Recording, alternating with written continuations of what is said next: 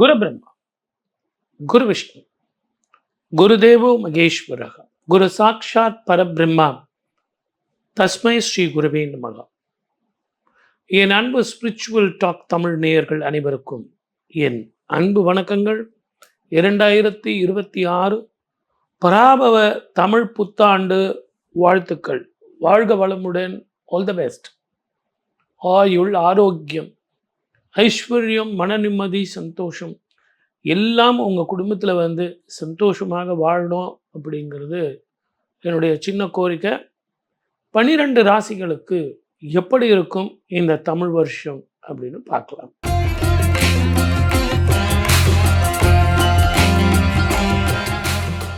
கடகராசி நேயர்களுக்கு 2026 பராபவ வருடம் தமிழ் புத்தாண்டு எப்படி இருக்கும் அப்படின்னு பார்த்தீங்கன்னா சூப்பராக இருக்கும். அட போங்க சார், கண்ட சனி, அஷ்டம சனி படாத பாடு நான் பட்டுக்கிட்டு இருக்கேன். சனி பயிற்சி ஆயிடுச்சா இல்லையா அப்படிங்கிறது பெரும் கேள்வி. பட்டிமன்றமே வைக்கலாம் போங்க. ஏன்னா வாக்கிய பஞ்சாங்க பிரகாரம் முடிஞ்சிருச்சா, திருக்கணித பிரகாரம் முடிஞ்சிருச்சா அப்படின்னு உங்களை போட்டு பெண்ட கைட்டாங்க. எல்லாருக்கும் 7.5 சனினா உங்களுக்கு 8 வருஷம் சனி. இப்போ உங்களுக்கு விடுதலை காலம். முதல்ல தொழில் நல்லபடியாக அமையும். ஆரோக்கியம் பாஸ்கரம், நல்ல ஆரோக்கியம் வரும். மனக்குழப்பம் போகும். கடன் தீரும். புதிய கடன் வரப்போகுது. வீடு வாங்க போகிறீங்க, ஃப்ளாட் வாங்க வரதா வச்சுக்கிட்டு இருக்கீங்க. பணத்தை தனி வீடே வாங்கலாம். அதே மாதிரி லேண்டில் இன்வெஸ்ட்மெண்ட் பண்ணட்டுமா சார்? பண்ணலாம். வெளிநாட்டில் எனக்கு விசா கிடைக்கல சார், இப்போ எனக்கு விசா கிடைக்குமா? யூஎஸ்ஏ விடுங்க, மற்ற கண்ட்ரியில் கிடைக்குமா அப்படின்னா கண்டிப்பாக கிடைக்கும். Singapore, Malaysia, Netherlands, New Zealand, France, German, London, உங்கள் படிப்புக்கு ஏற்ற மாதிரி நீங்கள் ட்ரை பண்ணுங்கள். அங்கே போய் படிக்கலாமா சார்? என்னுடைய பையனை நான் அனுப்பலாமேன்னு இருக்கேன். சுப செலவு கண்டிப்பாக நடக்கும். பேங்க் லோனை வாங்கியாவது உங்களுக்கு சிபில் ஸ்கோர் இருந்ததுன்னா லோன் தருவான். சிபில் ஸ்கோர் இருக்குதுன்னு அர்த்தம். கடன் கிடைக்கும். ஆகவே குடும்பத்தில் நல்லது நடக்கும். திருமணம் நடக்காதவர்களுக்கு திருமணம் நடக்கும். குழந்தை பாக்கியம் கிட்டும். இந்த கடகராசிக்காரர்களுக்கு இது ஒரு அற்புதமான காலம். ஆனால் இந்த உடம்பில் உங்களுக்கு சளி சம்மந்தமான பிரச்சனைகளும், இடுப்புக்கு கீழே வலியும் இப்படியே இருந்தால் நான் எப்படி சார் வேலை செய்வேன்? எங்கள் மேனேஜராக போட்டு கொள்கிறாரு. அதை விட்டால் என்னுடைய பார்ட்னர் நான் செய்யும் பிஸ்னஸில் நீங்கள் வேலைக்கே வரமாட்டேன்றீங்க, நீங்கள் பிஸ்னஸ் பார்த்தீங்கன்னா நல்லாயிருக்கும் அப்படின்னு குறை சொல்கிறாரு. இதெல்லாம் நான் தெம்பாக எடுத்து வேலை செய்ய முடியுமான்னா தாராளமாக செய்யலாம். புதிய வாழ்க்கை, புதிய பயணம், ஆரோக்கியம், மன நிம்மதி. ஷேர் மார்க்கெட்டில் நிதானமாக ஷேர் மார்க்கெட் பண்ணுங்கள். ரொம்ப அகலக்கால் வைக்காதீங்க. இன்றைக்கி கிடைச்ச வரைக்கும் லாபம் போதும்னு சொல்லிட்டு வெளியே வந்துடுங்க. பெண்களுக்கு உடல் ஆரோக்கியத்தில் கவனம் செலுத்தத்தான் வேண்டும். சிம்மத்துக்கு அவர் போகிறார். அப்போ உங்களுக்கு மேற்கொண்டு படிக்கிறதோ, வீட்டில் புதிய வீட்டுக்கு கிரகப்பிரவேசம் பண்ணுறதோ நல்லா இருக்கும். சனியும் செவ்வாயும் சேரும் காலத்தில் நான் நைட்டில் ஊருக்கு போகிறேன் சார், கார் எடுத்துகிட்டு போகிறேன், ஸ்கூட்டரில் போகிறேன், ஆஃபீஸை விட்டு நான் பின்ன எப்படி போக முடியும்? ஸ்கூட்டரில் தானே போக முடியும். நைட்டு 10 மணிக்கு அனுப்புகிறாங்க சார் அப்படின்னா கொஞ்சம் ஜாக்கிரதையாக நிதானமாக போங்க. நடுவில் குறுக்கில் ஒரு நாய் பூந்துடுச்சு சார், என்னால் பிரேக்கே போட முடியல சார்ன்னு சொல்லாதீங்க. ஆகவே கொஞ்சம் சூதனமாக இருந்துங்க. மற்றபடிக்கு ஒன்றும் பயம்லாம் ஒன்றும் கிடையாது. கடுமையான காலெல்லாம் போயிடுச்சு. நீங்கள் செய்ய வேண்டியது ஒன்று தான். திருப்பதிக்கு போயிட்டு வாங்க. சுவாமியை பார்த்துட்டு உங்களால் முடிஞ்ச வரைக்கும் தானம் பண்ணுங்கள். அன்னதானம், நீர்தானம், மோர் தானம், தயிர் தானம். நிறைய பேர் காஃபி வாங்கி கொடுங்க சார், டீ வாங்கி கொடுங்க சார். அக்னி நட்சத்திரம் வருது இல்லைங்களா, இதில் நீர் தானம் பண்ணுங்கள், பானகம் தானம் பண்ணுங்கள். உங்கள் ஜாதகத்துக்கு நீர், பானகம், தண்ணீர் இதெல்லாம் தானம் பண்ணிங்க இந்த அக்னி நட்சத்திரத்தில். நினைத்ததை சாதிக்கலாம், கேட்டதை இறைவன் கொடுப்பான். இது எல்லாத்த விட எவ்வளோ சார் எனக்கு பர்சன்டேஜ் வரும் அப்படின்னா ஒரு 85% உங்களுக்கு லாபத்தை தரும். எதிரிகள் அடங்குவார்கள். வெற்றி உங்கள் பக்கம்தான். வாழ்க வளமுடன். All the best. 2026 பராபவ வருஷம் எப்படி இருக்கும் உலகத்துக்கு அப்படின்னு பார்க்கும்போது, இந்த ஆண்டு சனி வந்து குருவோட வீட்ல இருக்கார். புதனுடைய வீட்ல வந்து குரு இருக்கார். சதய நட்சத்திரம் கும்பராசியில வந்து காலையில 8:35க்கு தமிழ் வருட பிறப்பு பிறக்குது. பிறக்கும் பொழுதே ராகு மகாதிசை இருக்குங்கிறது உங்களுக்கு நல்லா தெரியும். அதே நேரத்துல அவர் பிறக்கும் அந்த நட்சத்திரம் ராசி கும்பராசியிலேயே ராகு உட்கார்ந்துகிட்டு இருக்கார். சிம்மத்துல வந்து கேது இருக்கார். இந்த ஆண்டு எல்லாருமே குரு பலன் சொல்லும்போது, குரு மிதுனத்துல இருக்காருன்னு சொல்லுவாங்க. ஆனா 1/6/2026 குரு உச்சமடைகிறார். 12 வருஷங்களுக்கு ஒரு முறை உச்சமடைகிறார். அவர் உச்சமடைந்து 9ஆம் பார்வையா சனீஸ்வரரை பார்க்கிறார். குரு தன்னுடைய வீட்டை தானே பார்க்கிறார்.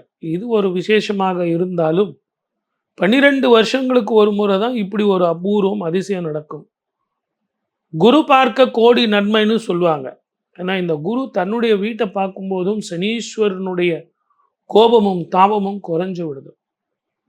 இதை எல்லாத்தை விட இந்த பராபவ வருடம் குரு தான் அரசனாக வருகிறான். தளபதியாக வருவது செவ்வாய். இது உல்டாவா வந்திருந்தா இன்னும் கொஞ்சம் வேற மாதிரி இருந்திருக்கும். ஏன்னா இந்த காலகட்டத்தில் இப்போ நமக்கு எலெக்ஷன் வரப்போகுது. இந்த பொதுப்படையான கிரகஸ்தனுடைய ஸ்திதி நான் எதுக்கு சொன்னேன் அப்படின்னு கேட்டிங்கன்னா, நம்ம ஜாக்கிரதையாக இருக்கணும் அப்படின்றதுக்காக தான். 2019 இருந்தே நான் நிறைய ப்ரிடிக்ஷன்லாம் சொல்லிட்டு வரேன். நீங்கள் பார்த்துருந்தீங்கன்னா அந்த ரெஃபரன்ஸ் நிறைய பேர் என்னுடைய இதெல்லாம் சேமித்து வச்சுருக்கீங்க.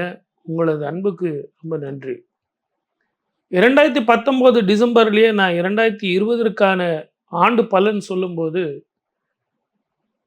இயற்கை அழிவுகள் வரும், அதே நேரத்தில் பயணத்தில் கவனமாக இருக்கணும், இன்ஃபெக்ஷன் வரும், வியாதிகள் வரும் அப்படின்னு சொல்லியிருக்கேன். அப்போ நமக்கு கொரோனா வந்தது.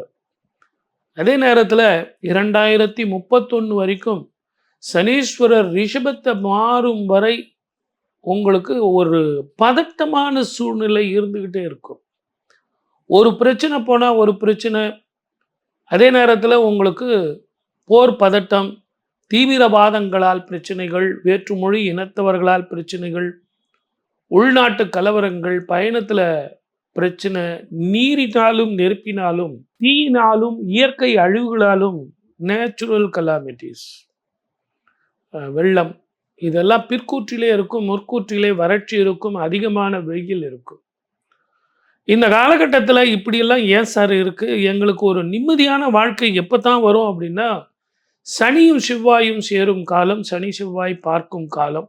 இதை எல்லாத்த விட 2019 இருந்தே தனுசுல 4 கிரகங்கள், மகரத்தில் 4 கிரகங்கள், கும்பத்தில் 4 கிரகங்கள், மீனத்தில் 4 கிரகங்கள் சேர்க்கை. யாரெல்லாம் யாரோடெல்லாம் சேரக்கூடாதோ அவங்களோட சேர்றது தான் இப்படிப்பட்ட ஒரு பதட்ட நிலை. போர் பதட்டம், விலைவாசிகள் ஏற்றம், பொருளாதார வேர்ல்டு வார் வந்தே தீரும். பொருளாதாரத்தில் வேர்ல்டு வார். ரெண்டாவது, இப்போ நடக்கிற ஈரான் இஸ்ரேல் பிரச்சனை கூட நல்லா யோசித்து பாருங்க. பொருளாதாரத்தினுடைய பாதிப்பு, தங்கம் விலை ஏற்றம், வெள்ளி விலை ஏற்றம், அதே மாதிரி ஷேர் மார்க்கெட் வந்து டவுன். ஆனால் இந்த குண்டெல்லாம் போடுறாங்க இல்லையா, இந்த குண்டெல்லாம் போட்ட பிறகு அதனுடைய தாக்கம் உங்களுக்கு வேற மாதிரி இருக்கும். உடல் ஆரோக்கியத்தை பாதிக்கும். ஸ்கின் சம்பந்தமான பிரச்சனைகள், வயிறு, நரம்பு சம்பந்தமான பிரச்சனைகள், போர் பதட்டம் ஒரு பக்கம் நமக்கு வைப்ரேஷனை கொடுத்ததுன்னா, போர் முடிஞ்ச பிறகு மருத்துவ செலவுகளுக்கான பிரச்சனைகள் கொடுக்கும். உலகமெங்கும் அந்த இன்ஃபெக்ஷன் இருக்கும். மொத்தத்தில் 2026 பராபவ வருஷம் கொஞ்சம் கவனமாக இருந்தால் மழை போல வர்ற பிரச்சனைகள் இந்தியாவுக்கு எதுவும் வராது. தமிழ்நாட்டை பொறுத்த வரைக்கும் எலெக்ஷன் வந்து ஏப்ரல் மாதம் 23ஆம் தேதி அமையிறதும், மே மாதம் 4ஆம் தேதி அக்னி நட்சத்திரம் ஆரம்பிக்கும் காலத்தில் முடிவுகள் வர்றதும் புதிய முகம்தான் முதலமைச்சராக வருவார். நீங்கள் நினைக்கிற சினிமா நடிகர் அல்ல. என்னுடைய கால்குலேஷனை பொறுத்த வரைக்கும் நான் எந்த கட்சியும் சேராதவன். நான் யாருக்கும் சொல்ல வேண்டிய அவசியம் இல்லை. அவங்கவுங்க உழைக்கிறாங்க, அவங்கவுங்க ஜெயிக்கிறாங்க. என்னுடைய கணிப்புல சினிமாவினுடைய யுகம் அரசியல்ல முடிஞ்சிருச்சு அப்படின்னு நான் நினைக்கிறேன்.